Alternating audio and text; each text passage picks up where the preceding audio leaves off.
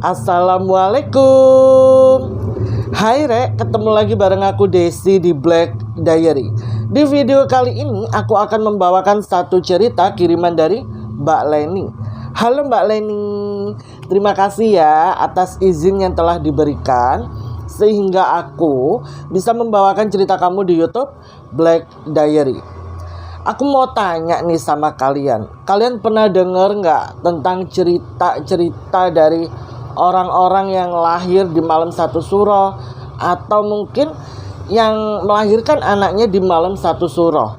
Katanya nih ya, kalau seseorang lahir di malam satu suro, itu dia akan memiliki sedikit keistimewaan yang mungkin tidak banyak orang memiliki keistimewaan tersebut. Katanya di dalam kehidupannya dia itu akan bertemu atau bahkan berurusan dengan sosok-sosok tak kasat mata. Bisa juga punya pendamping atau teman dari sosok tak kasat mata. Kalian pernah dengar gak sih tentang cerita-cerita seperti itu? Kalau nggak salah, aku tuh juga pernah baca email. Jadi aku dapat email dari narasumber di mana dia menceritakan pengalaman pribadinya sendiri, yang mana dia itu lahir di malam satu suro. Terus dia tuh punya teman gaib. Dia bisa berinteraksi ataupun melihat sosok-sosok tak kasat mata di dalam kehidupannya. Mungkin di next video akan aku bawakan ceritanya, atau di sekitar kalian ada yang mengalami kejadian tersebut, pengalaman tersebut, atau bisa juga kalian sendiri yang mengalaminya. Boleh kali ya cerita sedikit pengalaman kalian di kolom komentar. Terus kalau pengalamannya Mbak Leni ini, itu bukan dia yang mengalami, melainkan anaknya, di mana dia itu melahirkan anaknya pas di malam satu suro. Dan entah kenapa dia tuh merasa sejak anaknya lahir ke dunia, bahkan sebelum lahir ke dunia, di kehidupannya itu dia ini berurusan dengan sosok-sosok tak kasat mata yang menjadi teman gaib dari anaknya ini. Wow, ceritanya seru banget. Jadi pastikan kalian tonton sampai akhir ya.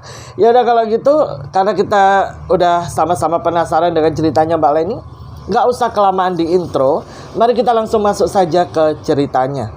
Kalau membahas tentang cerita-cerita seperti ini, itu antara percaya dan gak percaya. Tapi yang perlu aku ingatkan ke kalian, kalau membahas tentang sebuah tradisi atau budaya tanah Jawa, itu tolong jangan dihubungkan dengan agama, karena logika kita ini akan berbentrokan nantinya. Tapi kalau kita dengar cerita dari orang-orang di sekitar kita yang berkaitan dengan bulan suro, terus berhubungan dengan tanah Jawa, antara percaya nggak percaya, hal tersebut bisa saja terjadi dan dialami oleh beberapa orang, termasuk seputar tentang kisah seseorang yang lahir atau melahirkan di malam satu suro.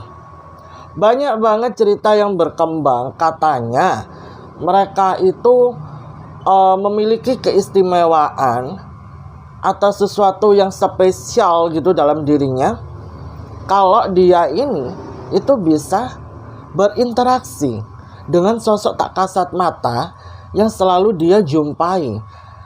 Bahkan ada juga yang mengaku kalau dari momen tersebut dia ini memiliki teman kecil yang berwujud makhluk gaib atau dari bangsa sosok tak kasat mata. Pasti logika kita tuh kadang mikir gini, masa sih apa ini orang halusinasi? Ya bisa jadi, cuman kan kita nggak tahu, yang tahu itu hanya dia dan Tuhannya. Lalu ceritanya Mbak Leni ini menurut aku agak unik gitu loh. Makanya karena ceritanya unik, aku bawainlah di YouTube Black Diary, sehingga kalian bisa mendengar sendiri bagaimana runtutan demi runtutan yang dialami sama Mbak Leni dan keluarga kecilnya, hingga anaknya ini itu bisa memiliki teman sosok tak kasat mata. Apakah ini ada hubungannya dengan kelahirannya yang pas di malam 1 Syuro? Silahkan kalian berpendapat sendiri di kolom komentar. Kita bahas ceritanya dari awal. Sebenarnya setelah menikah, Mbak Leni itu nggak langsung dikaruniai buah hati. Dan selama menikah juga dia itu menempati rumah mertuanya. Karena tempat kerja suaminya itu lokasinya tuh paling dekat sama rumah mertuanya. Dan alhamdulillah Mbak Leni ini memiliki sosok mertua yang sangat baik sekali, menganggap dia sudah seperti anak kandungnya. Jadi selama tinggal di rumah mertuanya itu ya dia merasakan enjoy, nggak seperti cerita-cerita yang kerap dia dengar dari teman-temannya kalau tinggal sama mertua itu nggak enak. Lah habis itu dia ya menjalani aktivitasnya seperti biasa sambil dia itu program anak. Karena dia sama suaminya ini memang pengen banget cepet-cepet dikaruniai buah hati. Tahun demi tahun dia lewati, omongan demi omongan dia terima, ya kan? Hingga setelah menunggu hampir 9 tahun lamanya, Mbak Leni dinyatakan positif hamil. Dia seneng banget karena ini adalah kehamilan pertamanya. Suaminya itu minta dia buat resign. Begitu pula dengan mertuanya. Tapi di momen dia hamil ini, bapak mertuanya itu memang kondisi kesehatannya lagi ngedrop. Terus ketika dia hamil 4 bulan, bapak mertuanya meninggal dunia karena sakit tersebut. Jadi di situ ya tinggal dia, suaminya sama ibu mertuanya. Sebenarnya suaminya Mbak Leni ini punya 1 adik perempuan. Cuman pada waktu itu masih ikut suaminya, belum tinggal satu rumah di rumah mertuanya atau di rumah orang tua dari suaminya Mbak Leni. Mbak Leni di situ benar-benar menjaga dengan baik kandungannya. Dia berusaha memberikan nutrisi terbaik untuk anaknya karena memang jauh sebelum dia positif hamil, dia tuh sudah menabung sisa gajinya biar nanti ketika dia hamil, dia melahirkan, secara finansial dia itu sudah siap. Secara mental dia sudah siap menjadi seorang ibu. Ditambah suaminya ini tuh juga tipe-tipe suami idaman. Begitu tahu Mbak Leni hamil, suaminya ini langsung beli rumah, dimana itu memang janji dari suaminya yang disampaikan ke Mbak Leni, kalau nanti nih ya mereka itu berhasil memiliki anak, suaminya ini mau ngajak Mbak Leni untuk tinggal di rumah sendiri, tapi diusahakan jaraknya nggak jauh dari rumah mertuanya. Karena apa? Karena ya mertuanya kan hidup sendiri tuh setelah bapak mertuanya meninggal dunia. Jadi tersisa si ibu. Nggak tega kan kalau harus jauh dari si ibu. Tapi juga nggak bisa terus-menerus Mbak Leni dan suaminya ini tinggal di rumah ibu mertua. Kasihan juga gitu loh. Takutnya tuh kayak apa yang menjadi privasi keluarganya itu nggak bisa diselesaikan berdua. Takutnya nanti ada campur tangan orang lain lah, atau mereka kurang leluasa lah, dan lain sebagainya. Pokoknya ada banyak hal yang dipertimbangkan Mbak Leni dan suaminya. Lah kok ternyata kan ekspektasinya pindah ke rumah baru ini itu setelah Mbak Leni lahiran. Tapi pas waktu Mbak Leni itu hamil 7 bulan, adik iparnya ini tahu-tahu pindah ke situ bareng suaminya. Ternyata suami dari adik iparnya Mbak Leni ini mendapat PHK. Jadi mau nggak mau mereka nggak ada penghasilan, si suaminya belum ada kerjaan, terus adik iparnya ini ibu rumah tangga biasa. Jadi ya pulanglah mereka kembali ke rumah ibu mertuanya Mbak Leni. Saya kan selama mereka merantau itu mereka ngontrak, dan adik iparnya Mbak Leni ini nggak mau diajak tinggal di rumah mertuanya, ngajak suaminya balik ke rumah orang tuanya saja. Dari situ Mbak Leni sama suaminya itu udah memprepare hal tersebut, sehingga ketika adik iparnya pulang ke situ, Mbak Leni sama suaminya udah nggak bingung karena mereka juga udah punya tempat tinggal, dan sekarang yang bisa menjaga ibu mertuanya kan udah ada adik iparnya tuh. Setelah berunding dengan keluarga besar suaminya, akhirnya Mbak Leni dan suaminya ini memutuskan untuk pindah di kehamilan Mbak Leni yang 8 bulan. Jadi pas adiknya datang ke situ, ngobrol kan mereka. Terus habis itu Mbak Leni mengadakan acara 7 bulanan. Baru setelah itu kehamilan dia yang ke-8 bulan, dia pindahlah ke rumah baru bersama suaminya. Di situ Mbak Leni ini kan kondisinya lagi hamil gede. Pas waktu pindahan hari pertama itu sebenarnya dia ngerasa ini rumahnya enak kok, nggak ada yang aneh dengan rumah ini. Ya udah seperti rumah-rumah pada umumnya. Tapi ketika sudah seminggu dia menempati rumah baru tersebut, dia mulai nih merasa ada yang janggal. Apa yang membuat Mbak Leni merasa janggal dengan rumah ini? Ketika Mbak Leni sedang tidur, dia tuh merasa ada yang ngelus-ngelus perutnya. Pas dia bangun, nggak ada orang di rumah itu, karena ya yang menempati rumah ini cuma dia sama suaminya. Sedangkan pas momen itu terjadi, suaminya ini lagi kerja, belum pulang. Dia bertanya-tanya dong, terus siapa yang ngelus-ngelus perutnya? Habis itu dia inget nih, pas waktu dia sama suaminya pindah ke rumah ini, mereka kan belum mengadakan pengajian. Oh, siapa tahu gara-gara tersebut hal-hal itu bisa saja terjadi. Karena kan setiap rumah itu memiliki penunggunya masing-masing. Ibarat kata kayak Mbak Leni sama suaminya ini belum kenalan tuh sama si penunggu rumah ini. Akhirnya dia diskusi lah bareng suaminya. Sayang, kita kan belum ngadain pengajian nih buat mendoakan rumah ini. Gimana kalau cepet-cepet kita adain yuk pengajian? Dia belum cerita soal apa yang dia alami pada waktu itu. Suaminya juga bilang, oh iya ya, kita kan belum ngadain pengajian nih, kita juga belum kenalan sama tetangga-tetangga komplek. Karena memang mereka berdua ini lahir di tanah Jawa, jadi Mbak Leni sama suaminya berusaha mencari hari baik yang pas untuk mereka mengadakan pengajian. Mbak Leni minta saran ke orang tuanya, begitu pula dengan suaminya yang minta saran ke ibunya. Ternyata saran keduanya ini ketemunya di tanggal yang sama. Jadi di situ Mbak Leni langsung mengundang keluarganya, suaminya juga mengundang keluarganya, dan di hari itu mereka mengadakan pengajian. Untungnya kok bertepatan di hari Minggu, di mana tetangga-tetangga kompleknya ini kan pada libur kerja, jadi bisa hadirlah di momen pengajian ini. Acara tersebut cukup seru ya, tidak ada kendala apapun, berlangsung dengan lancar. Dan dengan harapan setelah diadakan pengajian ini, Mbak Leni tidak mengalami kejadian-kejadian aneh. Memang dia itu tidak lagi merasa perutnya disentuh, atau dia merasa ada orang lain di rumah ini selain dia dan suaminya. Tapi dia tuh kerap banget bermimpi, dia tuh didatangi seorang anak perempuan yang berusia sekitar 8-10 tahun. Di mana anak perempuan ini selalu berjalan ke arah dia, dan setelah itu kedua tangannya itu ditempelkan ke perutnya yang sudah membesar itu.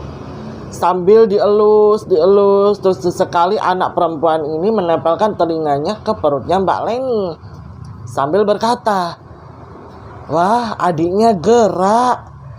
Wah, adiknya ngomong tante." Habis itu dia akan terbangun pas sekali saat azan subuh berkumandang. Dan dia selalu memimpikan hal tersebut berturut-turut dengan mimpi yang sama. Setelah bermimpi 2 minggu lamanya, barulah dia cerita ke suaminya tentang apa yang dia mimpikan selama 2 minggu ke belakang itu. Terus dia pernah mengalami satu kejadian di mana perutnya itu seperti ada yang mengelus. Terus suaminya bilang, nggak apa-apa, itu kayaknya pertanda bayi. Jadi kamu nggak usah terlalu memikirkan hal tersebut. Dan setelah dia pikir-pikir juga, iya ya, mimpinya ini kan bukan mimpi serem. Cuman yang menjadi pertanyaan, itu anak perempuan siapa yang selalu hadir di dalam mimpinya.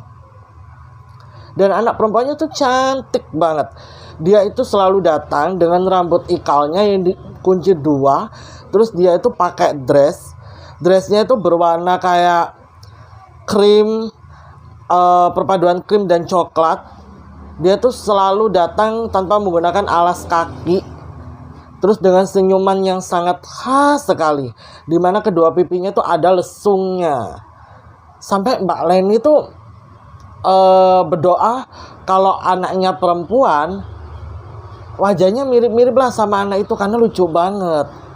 Dan dia memang sengaja nggak mau tahu tentang gender dari janinnya. Dia udah ngomong sama dokternya, tolong jangan dikasih tahu dok, biar nanti aja pas lahiran tuh jadi surprise.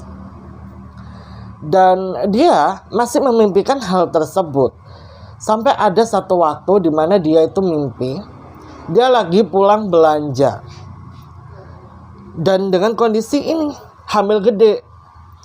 Baru aja dia buka pagar, dia melihat anak perempuan itu berlari menghampiri dia sambil menyebut namanya Bunda. Bunda udah pulang Bunda. Mbak Leni di situ sadar, di mimpinya itu dia sadar kalau sebelumnya tuh dia nggak pernah punya anak perempuan ya, dia belum pernah hamil, ini adalah kehamilan pertamanya. Tapi dia melihat ini anak manggil dia dengan nama Bunda. Terus habis gitu megang perutnya Mbak Leni, kayak ngajak ngobrol anaknya di dalam perut. Adik tadi habis ikut Bunda ke pasar ya, adik seneng ya. Bunda ini adik gerak loh. Sampai dia terbangun, dia bertanya-tanya, kenapa kok kali ini mimpinya agak beda ya dari mimpi-mimpi sebelumnya. Singkat cerita, dia ini mau mendekati HPL. Dia udah prepare sama suaminya keperluan-keperluan yang mau dia bawa untuk ke rumah sakit saat proses persalinan. Dan dia pada waktu itu sudah merasakan yang namanya kontraksi. Aduh sayang, ini kayaknya bentar lagi deh. Suaminya bilang ya udah bismillah lancar ya. Terus ngajak ngobrol lah, anaknya udah kayak biasa gitu. Habis itu dia rebahan. Lah, di momen ini dia tuh mimpinya tuh benar-benar berbeda dari mimpi-mimpi dia sebelumnya. Dimana dia bermimpi si anak perempuan itu datang lagi menghampiri dia, tapi dengan wajah yang cemberut. Sampai di mimpi itu Mbak Leni tanya ke anak perempuan ini, kamu kenapa kok cemberut? Si anak perempuan itu menjawab, Bunda, adik mau lahir. Lah, Mbak Leni bilang, masa? Terus pas dia melihat ke arah kakinya, itu sudah merembes air ketubannya. Dia merasakan ada dorongan di perutnya, sehingga rasa sakitnya itu dia bawa sampai ke alam sadarnya. Dan di alam sadarnya itu dia merasakan sakit. Akhirnya detik itu juga dia langsung dilarikan ke rumah sakit. Dan itu bertepatan dengan malam 1 Suro. Pas jam 12 dini hari, anaknya lahir ke dunia berjenis kelamin laki-laki. Setelah Mbak Leni lahiran dan dia melahirkan bayi laki-laki, jujur dia dan suaminya tuh seneng banget. Soalnya apa? Mereka berdua tuh gak nyangka kalau bayi mereka tuh laki-laki. Dan suaminya Mbak Leni itu memang benar-benar menginginkan bayi laki-laki. Jadi begitu dikasih sama Allah bayi laki-laki, suaminya tuh saking senengnya sampai gak bisa ngomong apa-apa. Tapi ekspresinya tuh cukup menggambarkan kalau dia tuh lagi benar-benar bersyukur, bahagia atas kelahiran anak pertama mereka. Setelah masa pemulihan di rumah sakit, akhirnya Mbak Leni dan bayinya diizinkan pulang ke rumah sakit. Nanti beberapa hari ke depan balik lagi untuk pemeriksaan dan imunisasi plus kawan-kawannya. Pulanglah ini Mbak Leni, suaminya dan anaknya ke rumah baru mereka. Rumah yang baru hitungannya 2,5 bulan ditempatin sama keluarga kecilnya Mbak Leni. Ternyata tiba di sana, kedatangannya ini sudah disambut sama kehadiran orang tuanya dan ibu mertuanya yang juga gak kalah antusias menyambut bayi mereka. Itu terlihat sekali semua keluarga benar-benar bahagia atas kelahiran anak pertamanya Mbak Leni. Mbak Leni pun menjalani kehidupannya sebagai ibu yang baru saja melahirkan, di mana dia berusaha melakukan bonding dengan anaknya. Hingga satu persatu keluarganya ini mulai pulang ke rumah masing-masing. Dan di rumah itu tersisa dia, suaminya, dan anak laki-lakinya yang memiliki nama kecil Gaby. Jadi anaknya Mbak Leni ini namanya Gaby, Gabriel, tapi panggilannya Gaby. Mbak Leni tuh menyadari kalau Gaby ini berbeda dari bayi-bayi pada umumnya. Ya normal sih, bayi itu tiap malam pasti bangun, ngajak orang tuanya buat bonding, ngobrol, atau sekedar minum susu. Tapi Gaby ini bukan tipe bayi yang rewel. Gaby itu anteng banget. Sampai gak terasa usia Gaby ini sudah masuk 3 bulan. Dia udah kelihatan gembul sekali. Masya Allah, sehat. Dia tipe anak yang ceria. Tapi si Gaby ini tuh jarang nangis. Lah, ketika adalah satu momen di mana Mbak Leni ini naruh Gaby di kasur karena dia mau ambil paket. Kebetulan ada kurir paket dateng. Ya udahlah, dia pasang tuh kan pengaman biar babynya ini nggak ngegelundung dari kasur. Habis itu dia keluar ngambil paket. Pas dia masuk lagi ke dalam kamar, baru aja dia mau buka pintu, Gaby ini tuh ketawa cekikikan gitu loh. Akhirnya Mbak Leni penasaran, ini anak kenapa ya kok tiba-tiba ketawa sekenceng itu loh. Suara ketawanya si Gaby ini. Dibukalah pintu, dia masuk. Dan Gaby itu posisi miring ke kiri, kayak seolah-olah lagi mainan. Dan Mbak Leni juga bingung kenapa di sebelah Gaby itu tahu-tahu ada mainan yang terletak di situ. Padahal pas tadi ditinggal sama Mbak Leni, di sekitar Gaby itu nggak ada mainan. Jadi Gaby itu kan punya beberapa mainan sensorik ya. Dan itu seperti buku atau robot-robot yang mengeluarkan suara. Sebelum Mbak Leni tinggal, semua mainan itu ya ada di posisinya, ada di tempat dia. Tapi kok pas Mbak Leni masuk, mainannya udah ada di sebelah kirinya Gaby. Nggak mungkin dong Gaby yang ngambil. Terus yang ngambil ini siapa? Lah dari situ Mbak Leni udah mulai overthinking nih. Aduh, jangan-jangan ada sesuatu dengan rumah ini. Akhirnya dia chat lah suaminya. Dia coba videoin Gaby. Dan itu Gaby masih asik main sendiri. Tapi kalau dilihat-lihat itu memang kayak ada yang lagi nemenin Gaby mainan. Kata suaminya, udahlah gak apa-apa sayang, namanya anak segitu kan imajinasinya masih membentuk ya. Masih kayak dia ini ibarat kata punya teman khayalan. Lah mungkin dia lagi berimajinasi atau gimana. Biar kamu nggak sanksi juga, coba deh kamu aja yang nemenin Gaby main. Akhirnya Mbak Leni jawab, oh ya udah oke sayang. Dari situ dia coba nih ngajak Gaby main kan, after dia chat suaminya. Lah kok Gaby ini ekspresinya murung gitu loh, nggak seceria tadi. Sampai Mbak Leni tuh merasa bersalah udah ganggu si Gaby lagi mainan sama teman khayalannya. Tapi ibu mana yang nggak khawatir ngelihat anaknya tiba-tiba asik main sendiri sampai ketawa sekenceng itu. Bayangin ini anak umur 3 bulan loh. Habis itu ya udahlah Mbak Leni mencoba untuk berpositif thinking. Dan hal tersebut sering kali terjadi apalagi ketika Gaby ini sudah mulai bisa mengkurep tuh apa ya namanya. Pokoknya dia udah mulai mau belajar ini nih, jalan kayak ongkong-ongkong gitu, tahu kan kalian? Itu Gaby benar-benar aktif banget mainan sendiri.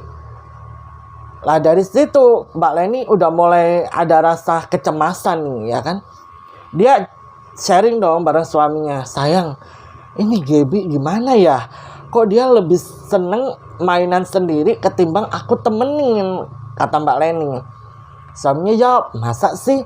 Iya loh, dia itu ya kalau main sendiri ketawa banget. Tapi pas aku samperin, aku ajak nimbrung main, dia malah cemberut sayang. Kayak malah nangis, terus gak mau noleh ke arah aku.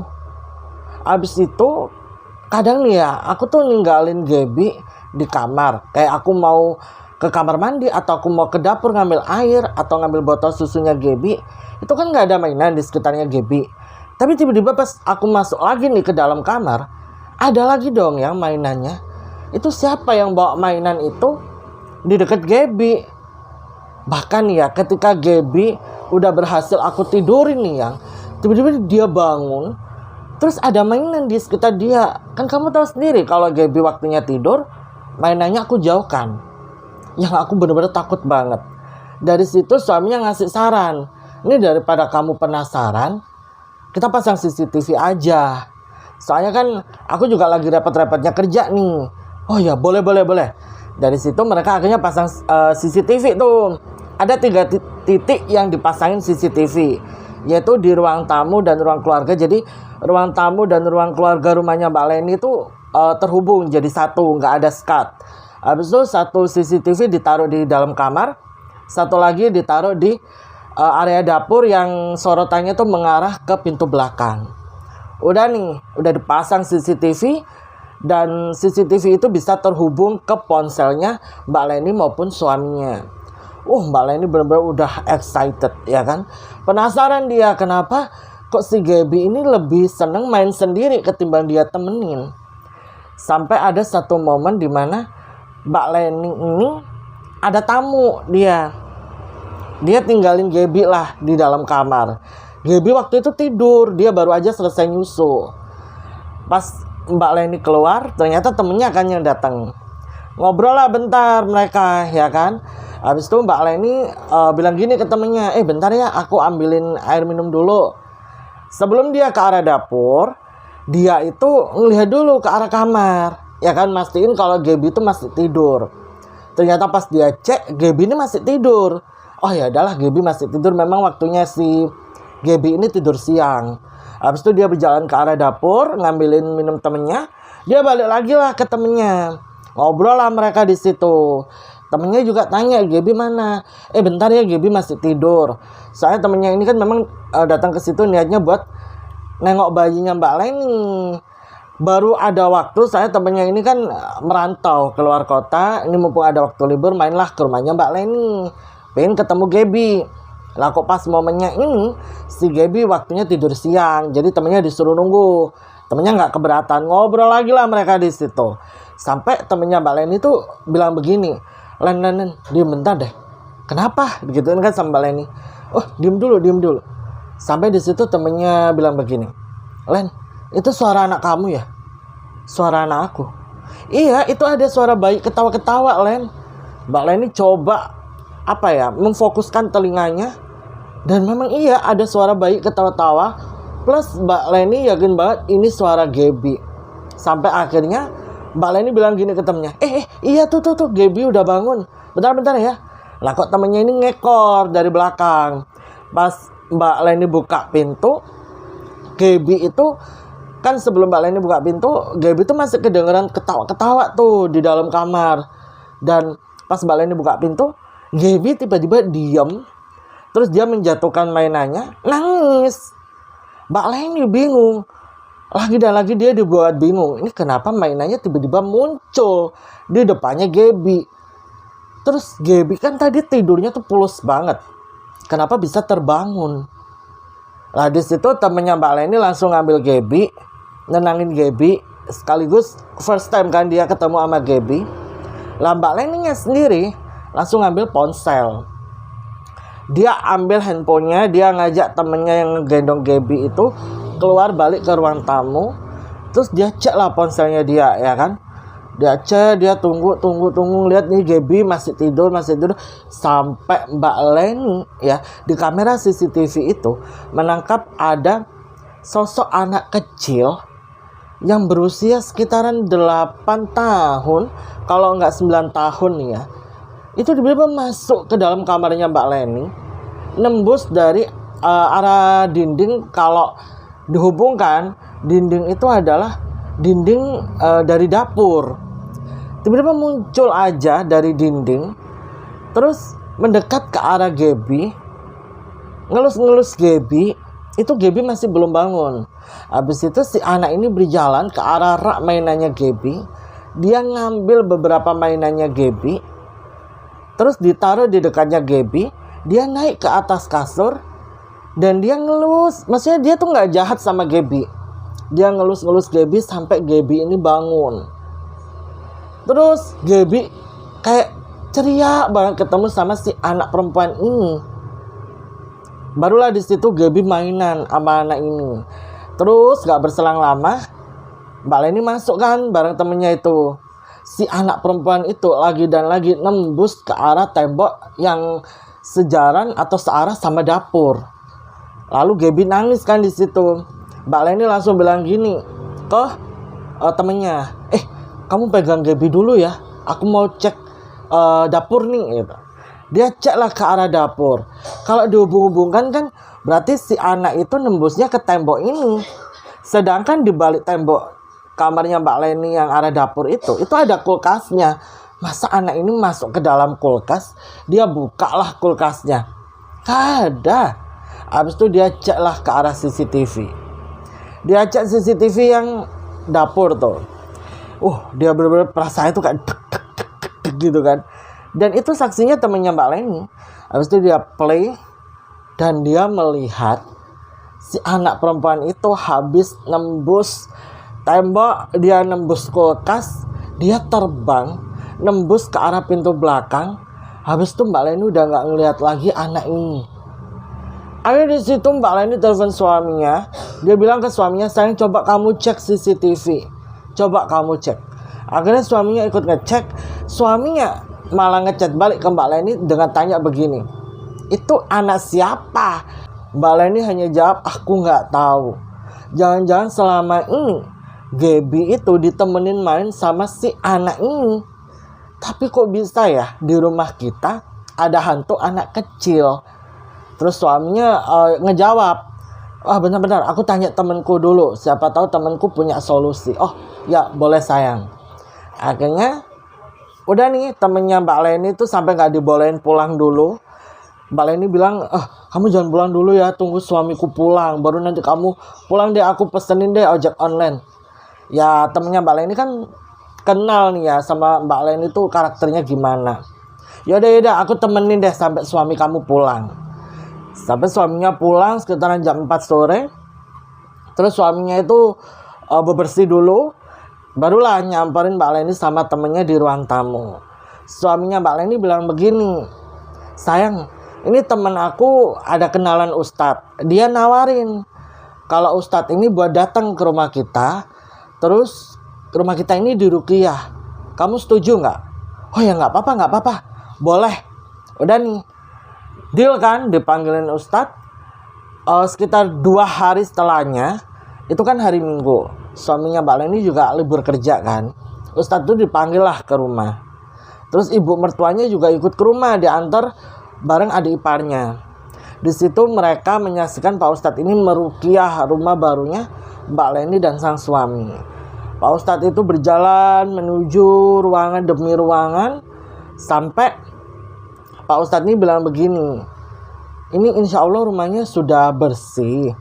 Rumahnya sebenarnya adem. Nggak ada energi-energi jahat di dalam rumah ini. Pokoknya sering-sering dipakai buat ibadah, sholat, ngaji, atau kalau nggak gitu sering-sering nyalain murotal Al-Quran.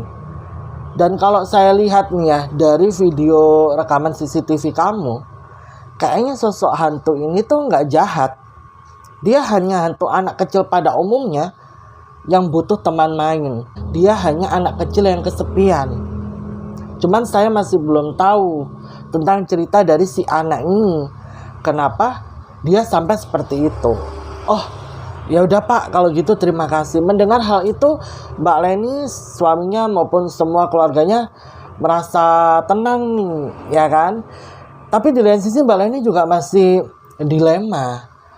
Terus ibu mertuanya maupun ibunya Mbak Leni sendiri tuh bilang, biasanya hal ini tuh kerap terjadi kok sama anak-anak seusianya Gaby. Terus kalau kata orang Jawa nih, mungkin nanti setelah Gaby tedak sinten, semua yang dialami Gaby ini mungkin bisa berubah. Gaby tidak akan lagi punya teman khayalan. Lah kebetulan juga nih, kurang 1,5 minggu usia Gaby itu kan genap 7 bulan. Lah momen yang pas lah Gaby sekalian ditedak sinten. Terus nanti setelah acara tedak sinten itu rencananya Gaby ini mau langsung diakikah, karena kebetulan suaminya alhamdulillah dapat rezeki. Jadi pas lah itu. Oh ya udah deh kalau gitu, nanti pas Gaby 7 bulan kita adain acara tedak sinten yang boleh. Saran dari ibunya maupun dari ibu mertuanya ini diterima dengan baik sama Mbak Leni. Dengan harapan semoga hal itu bisa memutus Gaby dari teman khayalannya. Sampai nggak terasa acara tedak sinten ini berlangsung. Ibunya Mbak Leni itu sampai manggil sesepuh, seorang ibu-ibu yang udah sepuh biasanya dipanggil untuk memandu acara tedak sinten. Jadi ibu itu dipanggil untuk memandu acara tedak sintennya Gaby, dan acara tedak sinten itu berjalan dengan lancar. Nggak ada sesuatu hal yang aneh. Lalu dilanjutkan di minggu depannya itu acara akikahnya Gaby. Semua acara berjalan dengan lancar dan Gaby itu nampaknya berubah normal, tidak seperti sebelum-sebelumnya. Gaby sekarang jadi punya waktu tidur yang cukup, baik tidur siang maupun tidur malam. Terus Mbak Leni juga menyadari kalau sekarang Gaby itu minum susunya lebih banyak. Tapi yang Mbak Leni sadari adalah setelah acara tedak sinten dan acara akikahnya Gaby itu justru membuat sosok yang sebelumnya menemani Gaby itu jadi marah. Mbak Leni sendiri nggak paham kenapa sosok itu marah. Karena memang sesepuh yang didatangkan ibunya untuk acara tedak sintennya Gaby ini itu juga melangsungkan sebuah ritual Jawa lah, untuk membantu Gaby terlepas dari sosok itu. Mungkin hal tersebut yang membuat sosok itu marah. Seakan-akan dia itu mau dijauhkan dari Gaby. Padahal dia sendiri gak ada maksud jahat. Tapi orang tua mana sih yang gak ingin memprotek anaknya dari sesuatu yang sulit dicerna logika seperti ini. Karena kan ya makin lama itu juga bisa menjadi ancaman buat Gaby kan. Kita kan nggak tahu kedepannya seperti apa. Habis itu kan Gaby udah sempet normal nih. Ada kali sebulan lah, sebulan setengah, sampai usia Gaby ini 9 bulan. Gaby itu kerap banget nih ya, badannya tiba-tiba membiru dengan sendirinya.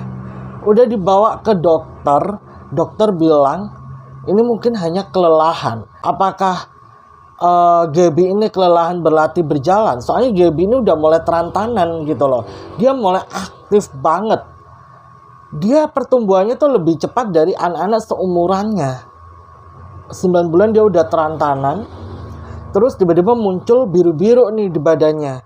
Sehingga di situ dokter yang memeriksa Gaby itu hanya meresepkan vitamin untuk daya tahan tubuhnya Gaby. Selebihnya ya nggak ada masalah apa-apa.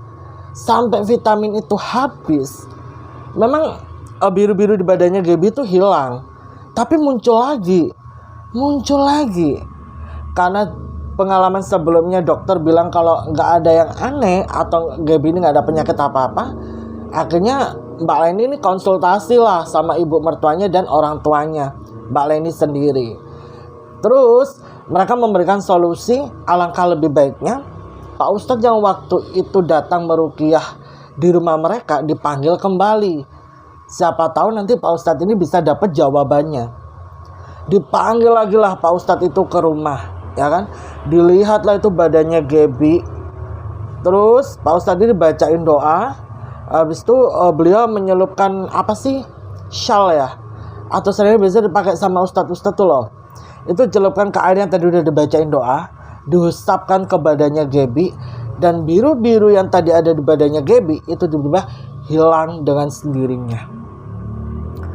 Pak Ustadz di situ hanya bilang begini ke Mbak Leni dan suaminya. Ini kayaknya ada yang mulai marah sama Gaby. apakah kalian melakukan ritual khusus untuk menjauhkan anak kecil itu dari Gaby sehingga anak kecil itu marah? Wah, di situ mereka langsung flashback dengan ritual Jawa yang waktu itu dilakukan sama ibu sesepuh di acara Tedak Sintingnya Gaby. Iya Pak, diceritain lah itu sama Mbak Leni. Terus Pak Ustadz ini bilang begini, oh ya mungkin gara-gara itu. Kalaupun kita mau mengusir dia, ini kan anak kecil ya, dimana anak kecil itu kan sering banget tantrum. Dan aku baru tahu loh Rek, ternyata hantu itu juga bisa tantrum. Pak Ustadz ini sendiri yang bilang ke Mbak Leni. Dan cara mengusirnya itu juga gak bisa dengan cara yang kasar. Dia anak kecil, jadi ya perlakukan seperti anak kecil.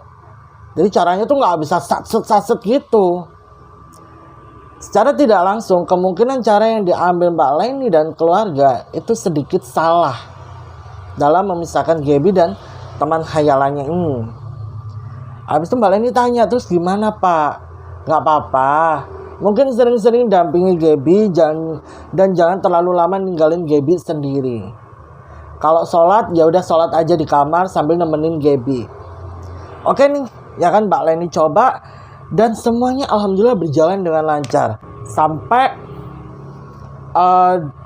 di momen Idul Adha tahun 2025, Mbak Leni ini kan memang punya prepare mau pulang ke rumah orang tuanya. Soalnya kan orang tuanya itu alhamdulillah ada rezeki buat beli sapi untuk dikorbankan. Lah nanti rencananya mau makan-makan besar. Dia juga ajak tuh ibu mertuanya ke acara tersebut. Adik iparnya nggak bisa ikut, soalnya suaminya nggak bisa libur kerja. Alhamdulillah suami adik iparnya Mbak Leni ini udah dapat kerja. Pergilah mereka ke rumah orang tuanya Mbak Leni.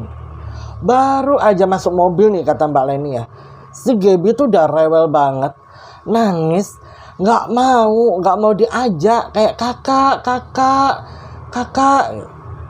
Mbak Leni tuh bingung, ini anakku kenapa ya. Habis itu dibawa sampai tibalah ke rumah orang tuanya. Gaby tahu-tahu jatuh demam. Dia nikau manggil namanya kakak berkali-kali. Gara-gara itulah akhirnya Mbak Leni gak jadi bermalam di rumah orang tuanya. Setelah acara masak-masak itu selesai, mereka langsung pulang. Dan begitu tiba di rumah, turun dari mobilnya, Gaby itu lari ke dalam rumah sambil manggil kakak. Pas pintu dibuka nih ya, Gaby itu langsung lari ke arah kamarnya Mbak Leni karena masih tidur kan sama Mbak Leni dan suaminya. Gaby bilang, kakak, Bibi udah pulang.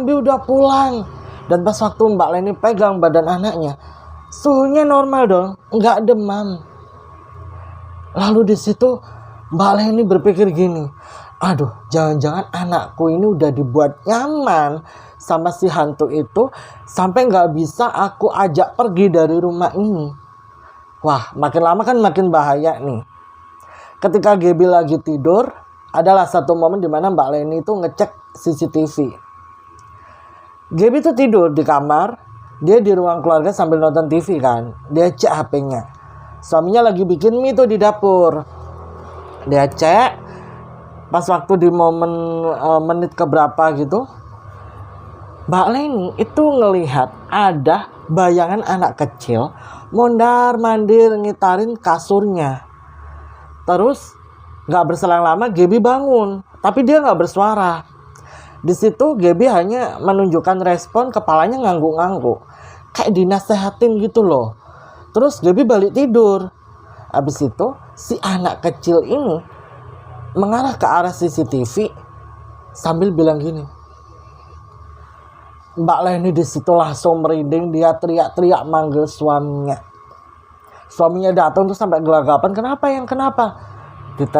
Dikasih tunjuk lah rekaman CCTV itu, Mbak Leni langsung berjalan ke arah kasur.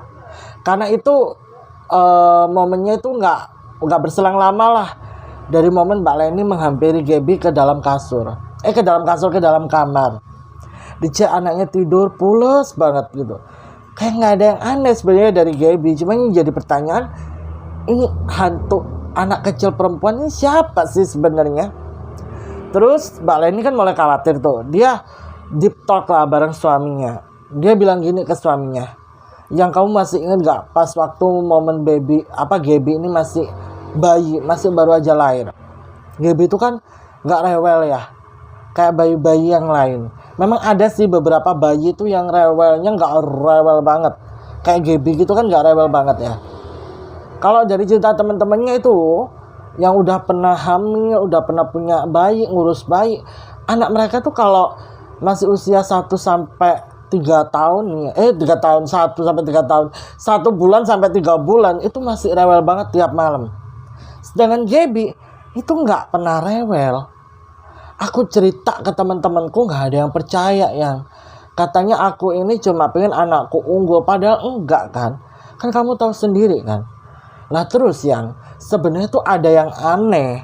Apa yang aneh? Yang Gaby itu kan tiap malam itu kan kalau nyusu kan 2 jam sekali tuh. Habis itu ada satu waktu dimana aku tuh sebenarnya nggak tahu kalau Gaby itu udah bangun. Aku tidurnya pulas banget mungkin karena kecapean. Tapi yang aku tuh mimpi. Di mimpi aku tuh didatengin anak kecil yang waktu itu pernah ngelus-ngelus perutku. Yang anak kecil ini tuh bilang begini, "Bunda, adik waktunya minum susu, bangun." Habis itu aku bangun, yang alarm Gaby minum susu tuh pas banget berdering. Bayangin, kayak pas banget gitu loh. Dia tuh kayak dibangunin sama si sosok itu di dalam mimpi, karena memang waktunya Gaby minum susu. Kan per 2 jam sekali Mbak Leni ini bakal nyalain alarm. Jadi pas waktu dia ketiduran terlelap tuh dia masih bisa bangun kalau alarmnya berbunyi. Cuman entah kenapa, mungkin waktu itu dia capek banget ya. Dia sampai gak ngedenger alarm sekenceng itu. Suaminya juga mungkin kecapean banget. Terus dia juga gak ngedenger si Gaby ini nge gitu kan. Dia mimpi seperti itu. Pokoknya setiap kali dia gak bangun waktu alarm bunyi, atau dia gak ngedenger Gaby nangis, pasti dia akan dimimpiin anak kecil itu. Sehingga dia spontan bangun, langsung sadar kalau ini waktunya Gaby minum susu. Kalau memang dia niatnya baik yang ke Gaby ya, nemenin Gaby, tapi kenapa kadang badannya Gaby ini memar-memar? Yang kan bingung juga di sini Mbak Leni. Dilema lah Mbak Leni. Kata suaminya gini, kita panggil aja ibu-ibu yang waktu itu ngadain ritual buat Gaby. Yang kalau Pak Ustadz ini kan bilangnya gara-gara ritual itu si anak ini marah, habis itu berbuat begitu ke Gaby. Kalau memang ritual itu salah, ya kita minta penjelasan aja lagi sekalian ke ibu itu. Itu ritual untuk apa sih? Ya gimana, setuju nggak? Oh ya boleh yang boleh.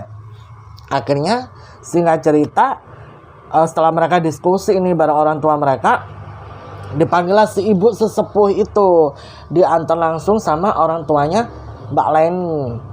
Datanglah beliau ke rumahnya Mbak Leni. Di situ Mbak Leni lagi ngegendong Gaby. Gaby itu kayak rewel banget seharian. Jadi seolah-olah kayak Gaby ini tahu bakal ada tamu yang datang, atau mungkin Gaby ini dikasih tahu sama si kakak kalau orang yang mau memisahkan dia sama si kakak itu mau datang, sehingga Gaby tuh rewel banget. Seolah-olah kayak si ibu ini nggak boleh datang ke situ. Makanya sampai digendong sama Mbak Leni. Apalagi pas ibu itu datang, Gaby itu malah marah-marah. Jadi anak yang tantrum. Padahal Gaby itu nggak pernah tantrum. Dari situ akhirnya Gaby diambil alih sama adik iparnya Mbak Leni, dibawa ke rumah ibu mertuanya. Jadi Gaby nggak ada tuh di situ, ya kan? Terus sisa Mbak Leni, suaminya Mbak Leni, si ibu sesepuh itu sama ibu bapaknya Mbak Leni. Karena ibu mertuanya Mbak Leni harus ngejaga Gaby biar Gaby nggak rewel. Di situ Mbak Leni juga sesekali ngontak adik iparnya, tanya apakah Gaby rewel atau enggak. Katanya enggak. Yaudah, si ibu sesepuh ini dipersilakan masuk, mereka ngobrol.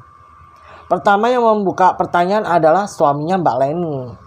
Suaminya Mbak Leni tanya ke si ibu sesepuh ini, "Bu, sebelumnya saya mohon maaf ya Bu ya, saya mau tanya, ritual yang waktu itu di momen tedak sintennya Gaby, Itu tujuannya untuk apa ya, Bu? Karena jujur saya penasaran sekali. Saya setelah itu, Gaby ini mengalami kejadian-kejadian yang aneh. Badannya itu sering banget keluar bekas memar gitu, Bu. Tapi setelah saya datangkan Ustadz, bekas memar itu langsung hilang. Katanya ritual itu membuat sosok penunggu anak kecil di rumah ini marah. Gaby tuh kerap banget manggil hantu itu dengan sebutan kakak. Si ibu ini langsung memandang ke arah Mbak Leni, dimana si ibu ini bilang ke Mbak Leni begini, sosok keibuan kamu ini yang membuat sosok anak kecil itu nyaman dan dia sudah menganggap kamu seperti ibunya. Terus Gaby dianggap sebagai adiknya. Tapi kita tidak bisa hidup terus-menerus berdampingan dengan mereka. Karena pasti ada kalanya mereka itu memiliki rasa cemburu. Nah, kalau mereka sudah cemburu, yang saya takutkan adalah anak kamu dalam bahaya. Makanya dalam ritual itu, ilmu yang saya pelajari memang sebagai pemutus hubungan kita yang hidup dengan mereka yang sudah meninggal. Karena saya melihat anak ini itu nantinya akan memiliki kecemburuan sama anak kalian. Kalau tidak segera diputus, saya takut anak kalian gampang dipengaruhi dan bisa merusak hubungan kalian sama anak kalian, atau bahkan bisa membuat anak kalian dalam bahaya. Memang ritualnya terkesan jahat, karena ibarat kata kita kayak ngusir anak. Tapi kalau nggak gitu, mau nunggu sampai kapan? Karena momen 7 bulanannya Gaby itu adalah momen yang pas anak kamu terlepas dari sosok itu. Makanya sekalian saya lakukan. Tapi saya tidak tahu kalau ternyata dari hal itu membuat anak ini jadi marah. Kalau kalian mengizinkan saya untuk mengelilingi rumah kalian, saya akan melihat lebih jauh alasan kenapa anak ini ada di sini. Karena saya merasakan sebuah energi yang besar banget dari rumah kalian. Mendengar hal itu, Mbak Leni sama suaminya mulai khawatir nih ya kan. Pikiran mereka tuh udah mikirin Gaby mulu. Akhirnya Mbak Leni dan suaminya mengizinkan ibu ini untuk berkeliling di rumah mereka. Hausturlah si ibu ini, membuka satu pintu ke pintu yang lain, sampai si ibu ini itu menyentuh area tengah-tengah dapur. Di mana area tengah-tengah dapur itu ada meja makan. Ibu ini minta tolong untuk digeser meja makannya. Digeserlah sama suaminya dan bapaknya Mbak Leni. Karena yang cowok kan cuma mereka berdua tuh. Setelah meja makan digeser, ibu ini duduk bersilah dengan tangan kanannya itu megang ke arah lantai. Terus habis itu ibu ini bilang begini, "Umes yo nang kene." Umes. Artinya umes itu kayak apa ya? Anyep. Habis itu ibu ini buka mata, ngajak Mbak Leni untuk mendekat. "Rene Dok, kesini Dok. Coba kamu pegang lantai ini. Apa yang kamu rasakan?" "Dingin." "Coba kamu pegang lantai yang lain." Ternyata beda, normal. Sampai Mbak Leni itu bertanya-tanya, kenapa lantai ini dingin banget ya Bu?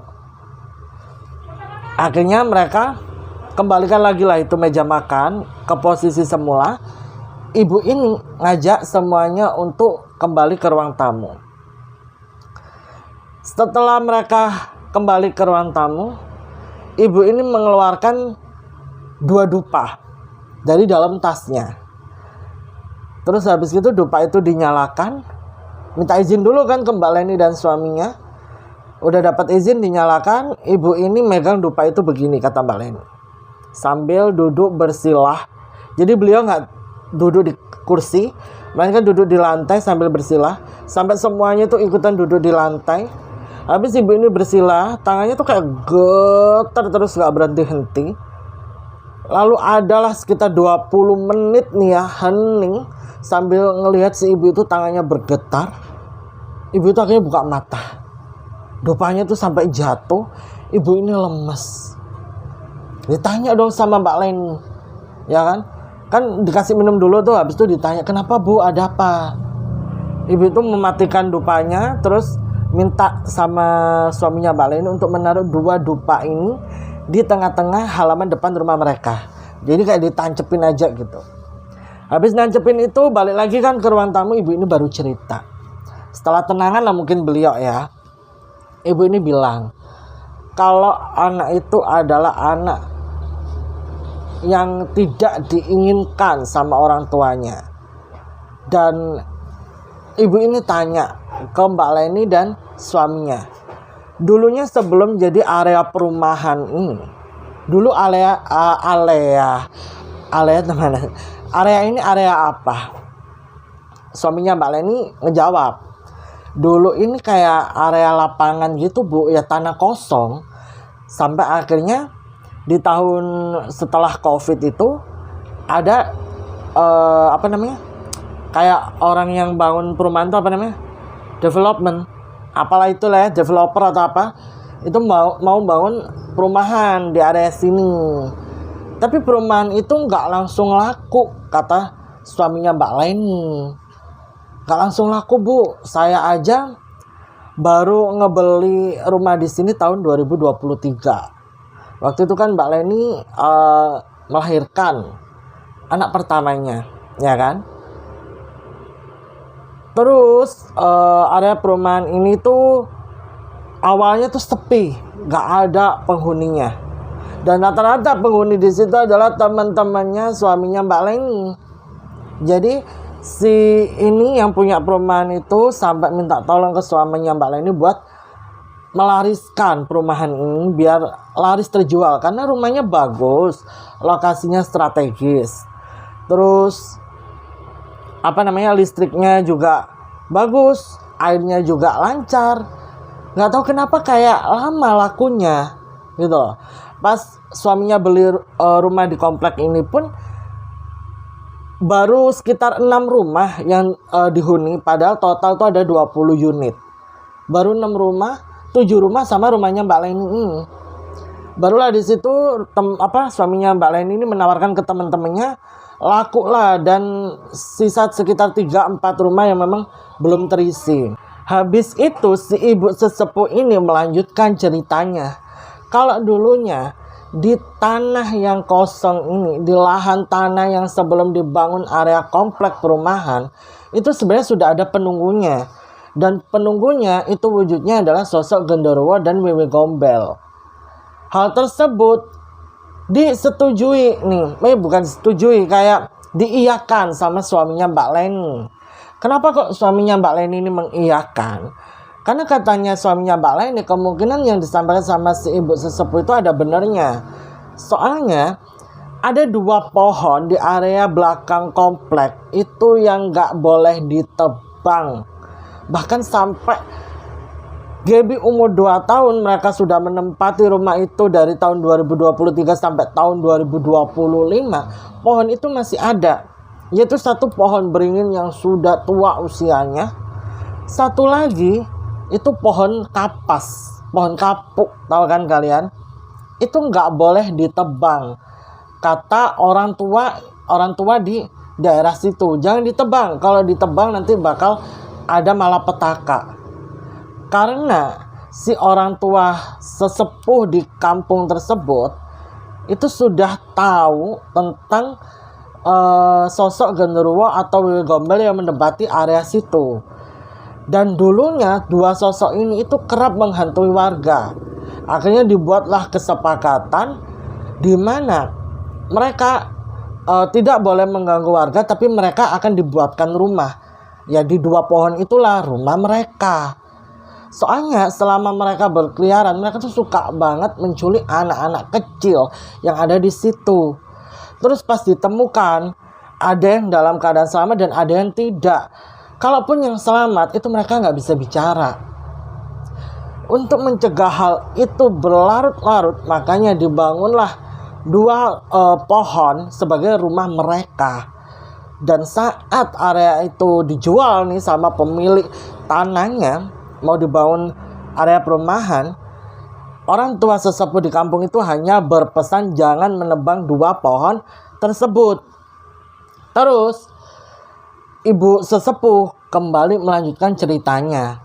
Ibu sesepuh bilang, kalau sosok kakak yang selama ini menemani Gaby, menghibur Gaby, selalu ada di sekitar Gaby, adalah sosok yang dilahirkan oleh sepasang, bukan suami istri. Kayak ini loh, kalau di gambaran ibu sesepuh itu kayak orang yang sedang berselingkuh. Masing-masing itu sudah punya pasangan ya. Terus mereka berselingkuh, hamil lah. Ya hamil si anak ini. Anak ini berhasil lahir ke dunia dengan selamat ya. Tidak ada yang kurang dari jabang bayi tersebut. Tapi naasnya si perempuan itu ya sama ibu kandungnya sendiri, lalu dimakamkan di area lahan ya ini komplek itu. Dan kebetulan titiknya itu pas di tengah-tengah dapur rumahnya Mbak Leni. Loh, kenapa kok berita itu nggak geger? Kemungkinan ditutup-tutupin sama pihak developer yang membangun area perumahan ini, biar nanti rumahnya tuh tetap laku, nggak ada cerita-cerita horor yang berkembang. Dan saat kejadian itu tidak ada orang yang tahu. Makanya tidak ada yang menguak tentang cerita ini. Nah, sehingga si Corin dari anak kecil itu mencari keluarga. Dia mencari di mana ibunya, dia mencari di mana bapaknya, sampai rumah itu dibeli sama suaminya Mbak Leni. Mereka pindah ke sana. Si anak ini merasa bahwa orang tuanya sudah datang. Dan si anak ini menganggap Mbak Leni dan suaminya adalah orang tuanya. Awalnya manggil tante, lama-lama berubah jadi bunda. Terus ketambahan Mbak Leni melahirkan seorang anak. Jadi dia menganggap kalau anaknya Mbak Leni, si Gaby itu adalah adiknya. Makanya dia tuh selalu ngajak main. Tapi kalau ditelaah atau dilihat lebih jauh sama ibu sesepuh, si anak itu punya potensi cemburu sama Gaby. Karena kan Mbak Leni gak bisa melihat wujudnya, tapi dia selalu datang nemenin Gaby. Otomatis Mbak Leni gak tahu kan kalau si anak itu juga ada. Jadi lambat laun dia akan cemburu sama Gaby. Dan si anak kecil perempuan itu bernama Arumi. Karena sebelum tanah mengubur badannya, ibu kandungnya itu sempat nyeletuk seperti ini. Ibu kasih nama kamu Arumi. Makanya dia memperkenalkan dirinya ke Gaby dengan nama Arumi. Wow, merinding gak? Mbak Leni benar-benar gak nyangka kalau di tengah-tengah area dapurnya dulunya tuh pernah ada yang dipendam di situ. Dan meninggalnya juga disengaja karena hasil hubungan gelap seorang perempuan dengan seorang laki-laki, di mana mereka berdua benar-benar gak bertanggung jawab banget atas perbuatan mereka dan mengorbankan Arumi. Aduh, kasihan banget ya. Di situ ibu sesepuh bilang begini, cara satu-satunya yang benar-benar bisa memutus Gaby dari Arumi adalah Gaby harus dibawa jauh, bila perlu harus nyeberangi lautan, biar Arumi gak bisa nyusul. Tapi kalau nyeberangin lautan mau kemana? Mereka gak ada sanak keluarga yang ada di luar pulau, ataupun suaminya ini juga lagi baru diangkat jadi pegawai tetap, masa harus resign terus pindah keluar pulau, mau kerja apa? Akhirnya terjadilah di situ perdebatan solusi, sampai si ibu sesepuh ini bilang begini, sementara waktu Gaby jangan diajak tidur di dalam rumah ini, nanti 2 hari lagi saya kesini, saya minta izin buat melakukan ritual. Kalian juga jangan ada di rumah, biar saya saja sendiri. Nanti ada 1 anak saya yang akan menemani saya. Oh, baik Bu, baik.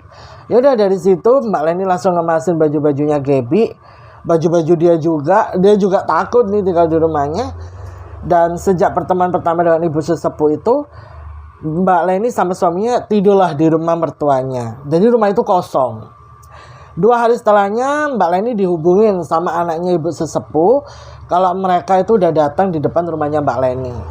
Mbak Leni langsung datang ke sana bareng ibu mertuanya. Pintu dibuka, si ibu sesepuh minta izin buat melakukan ritual. Di situ Mbak Leni kan nggak tahu ya ritualnya apa, jadi Mbak Leni itu mantau lewat CCTV. Dimana ibu sesepuh itu sama anaknya mencongkel lantai rumahnya Mbak Leni yang area dapur itu. Meja makan kan dipinggirin tuh, lantainya dilepas, habis itu tanahnya dikeduk. Dan di dalam tanah itu, ibu sesepuh itu mengeluarkan sebuah selimut. Dan kayaknya ini adalah selimut bekas yang dipakai sama orang itu untuk menaruh badannya Arumi. Selimut itu dikeluarkan, dibentangkan di atas tanah yang sudah dikeduk tadi. Terus ibu sesepuh itu mulai melakukan ritual. Ada banyak banget bunga yang dibawa sama beliau. Habis itu ada beberapa dupa juga, ada tungku yang berisi arang. Habis itu ada kopi hitam yang ditaruh di gelas. Gelasnya aja sampai bawa sendiri si ibu ini. Terus ada beberapa butir ayam kampung plus ayam cemani hitam. Ibu itu langsung melakukan ritual dan ayam cemani itu akhirnya dipotong di situ. Terus jus merahnya itu diusapkan di selimutnya Arumi. Ibu itu memanggil namanya Arumi berkali-kali sampai Mbak Leni itu melihat dengan jelas kalau ada sosok bayangan yang tiba-tiba datang dari arah pintu belakang, duduk di atas selimut itu. Dan ibu ini mulai melakukan pembicaraan dengan sosok Arumi ini. Dengan begitu lembut, ya kan, ibu ini membujuk Arumi agar Arumi tidak ada lagi di situ.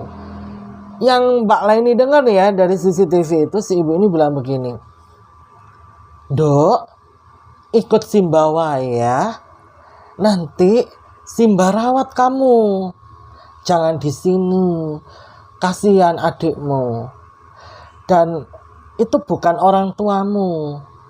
Nanti kalau semesta mendukung, kamu akan aku pertemukan dengan orang tuamu. Tapi untuk sementara waktu, kamu jangan di sini dulu ya. Kasihan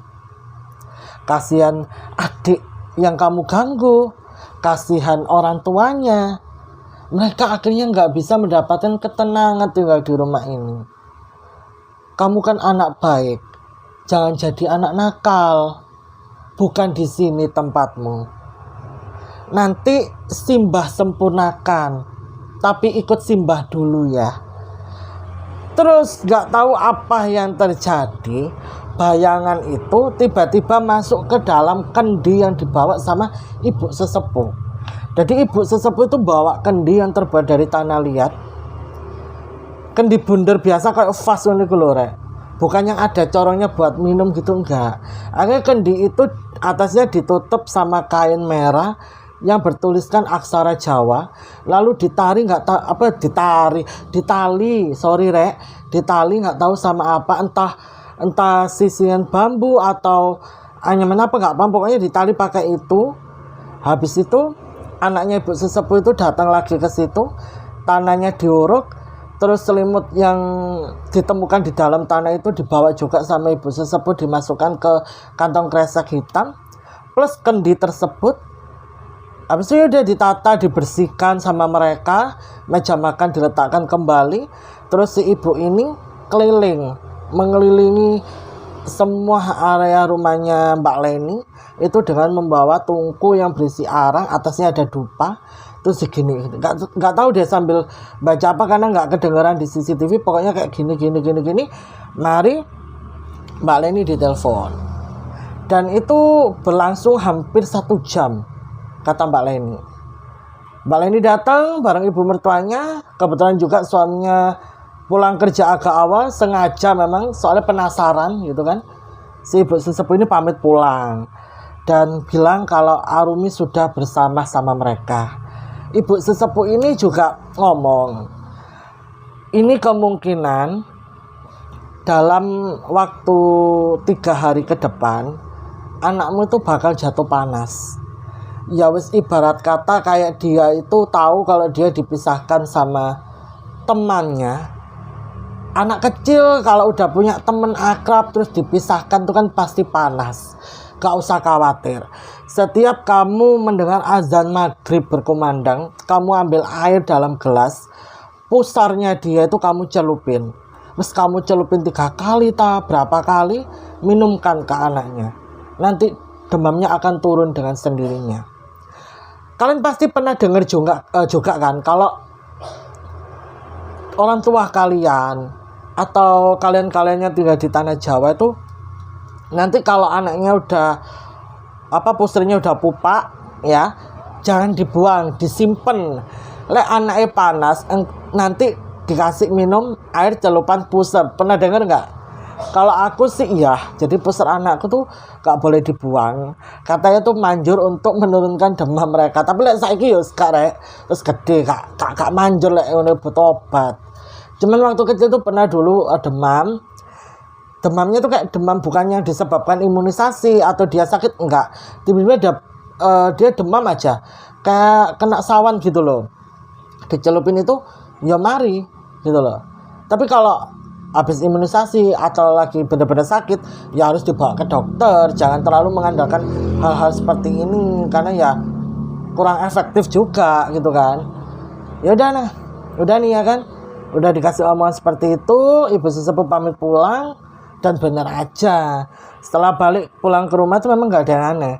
Tapi besokannya Gaby ini jatuh demam banget. Dibawa ke dokter, iseng kan Mbak Leni ini. Siangnya tuh dibawa periksa ke dokter, dan kata dokter Gaby ini sehat, Gaby gak sakit. Akhirnya Gaby dikasih minum air celupan pusernya dia tuh yang dipesan sama ibu sesepuh. Dicoba lah itu. Memang gak sehari 2 hari demamnya turun, tapi turunnya itu ya benar turun, cuman nggak yang langsung turun drastis itu, nggak, pelan sampai di hari ketiga Gaby itu sudah demamnya hilang, dia sudah ceria lagi dan dia kembali beraktivitas. Ya deh, dia seperti anak-anak pada umumnya yang nggak punya teman khayalan ya. Tapi Mbak Leni mengakui sejak kejadian itu Gaby ini berubah jadi anak yang sensitif. Sekarang usia Gaby itu kan mau 3 tahun ya. Dia itu kadang kalau dibawa pergi kemana-mana kayak rekreasi yang berkaitan dengan alam atau bahkan ke mall nih ya sekalipun, Gaby itu tiba-tiba bilang, Bunda jangan ke situ bunda, di situ ada pocong. Bunda jangan ke situ bunda di situ ada perempuan merayap di dinding. Jadi kejadian dia berteman dengan Arumi ini itu membuat Gaby menjadi anak yang sensitif. Dia bisa melihat sosok-sosok tak kasat mata. Entah itu ada hubungannya sama dia waktu itu pernah berteman dengan Arumi, atau itu ada hubungannya dengan kelahirannya Gaby yang pas malam 1 Suro. Atau bisa juga hal itu dialami sama anak-anak yang masih seusia sama Gaby. Biasanya kan anak seusia Gaby, anak setahun, 3 tahun, 5 tahun itu kan kadang masih sensitif ya. Tapi seiring berkembangnya dia, bertambahnya usianya, itu akan berkurang dengan sendirinya. Coba deh kalian yang berpendapat di kolom komentar. Alhamdulillahnya sejak itu Gaby udah gak pernah demam lagi, udah gak ada yang aneh lah sama Gaby. Gaby kembali normal seperti anak-anak pada umumnya. Cuman ya itu tadi loh, dia agak sensitif. Dia bisa melihat sosok-sosok tak kasat mata yang ada di sekitarnya dia. Dan Mbak Leni, suaminya sama Gaby masih menempati rumah tersebut. Gak ada yang aneh. Dicek ke CCTV juga aman-aman aja. Nah, CCTV-nya itu nggak bisa aku share, nggak diizinin sama Mbak Leni juga. Soalnya ya ada beberapa part yang terlalu sensitif. Misalnya kayak Mbak Leni lagi nggak pakai hijab, terus menunjukkan area kamarnya, di mana area itu kan area privacy. Dan Mbak Leni nggak suka kalau kamarnya terlalu diekspos. Cuman itu disertakan sama Mbak Leni. Pas waktu aku konfirmasi ke Mbak Leni sekaligus minta izin buat bawain ceritanya dia ke YouTube. Di YouTube Black Diary. Jujur aku ngelihat rekaman itu kayak merinding banget ya. Ternyata ada loh kejadian-kejadian seperti ini. Coba deh kalian sharing di kolom komentar. Apakah kalian pernah mengalami kejadian seperti ini? Atau anak kalian pernah mengalami hal seperti ini? Apa kalian juga pernah melihat orang-orang di sekitar kalian bisa melihat hantu? Mendengarkan cerita-cerita mereka yang sensitif soal sosok-sosok tak kasat mata? Atau bisa jadi kalian punya temen ya, temen kalian lahir di malam satu suro. Apa mungkin kalian sendiri yang lahir di malam satu suro, lalu kalian merasa ada yang berbeda dari diri kalian? Dan kalian merasa bahwa kok aku nggak kayak temen-temenku ya? Boleh deh, kayaknya seru banget nih. Kalian cerita di kolom komentar. Karena aku ngebayanginnya aja kayak wow. Aku ngedenger cerita temenku sendiri. Tapi dia nggak lahir di malam satu suro, melainkan dia lahir pas di malam Jumat Kliwon ya. Dia itu mengalami banyak sekali kejadian-kejadian di luar nalar yang bahkan hampir membuat dia tuh stres. Nanti deh di next video akan aku bawain cerita dia di segmen curhat horor. Siapa yang setuju? Kalau setuju komen di kolom komentar setuju gitu ya. Karena cerita dia tuh juga seru banget. By the way buat Mbak Leni dan suami, terima kasih banyak ya atas izin yang telah diberikan sehingga aku bisa membagikan cerita ini di YouTube Black Diary. Tentunya ada pelajaran yang bisa kita dapatkan adalah kalau kita punya rumah nih ya, poinnya ya dari cerita yang Mbak Leni adalah sering-sering dipakai buat ibadah. Atau minimal dinyalain murotal Al-Quran. Kalau kalian yang nonis mungkin bisa dibuat untuk doa bersama, ya kan? Atau dinyalain lagu-lagu rohani.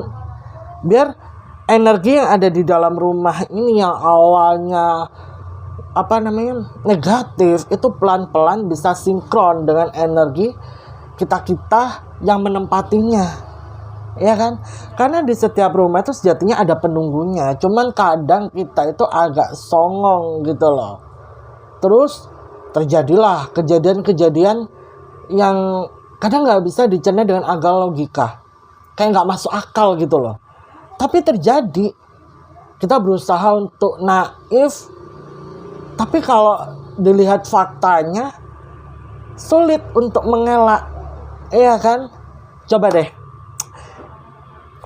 kalian ceritain pengalaman kalian kalau kalian memiliki kejadian-kejadian yang hampir mirip lah sama ceritanya Mbak Leni ini. Soalnya antara percaya gak percaya nih ya, aku juga ngalamin sendiri loh di rumah bapakku ini. Apalagi ketika aku terjun menjadi seorang storyteller horor di YouTube, aku jadi ngerasa aneh ngelihat rumah ini. Nggak tahu ya, mungkin halusinasiku aja atau memang mereka benar-benar ada. Wow. Udahlah, gak usah bahas penungguku ini daripada nanti aku setiap take video diganggu. Nggak mau saya. Yaudah kalau gitu, sekian cerita dari Mbak Leni. Buat kalian yang belum support aku, ayo klik tombol subscribe yang ada di bawah. Lalu jangan lupa nyalakan lonceng notifikasi biar kalian gak ketinggalan saat aku upload video.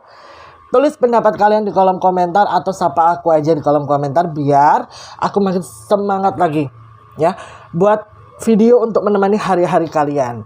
Jangan lupa like dan share sebanyak-banyaknya biar yang lain juga ikutan nonton. Kalau gitu aku Desi pamit undur diri dulu. Terima kasih yang sudah menonton. Sampai bertemu di video selanjutnya. Assalamualaikum warahmatullahi wabarakatuh. Bye-bye.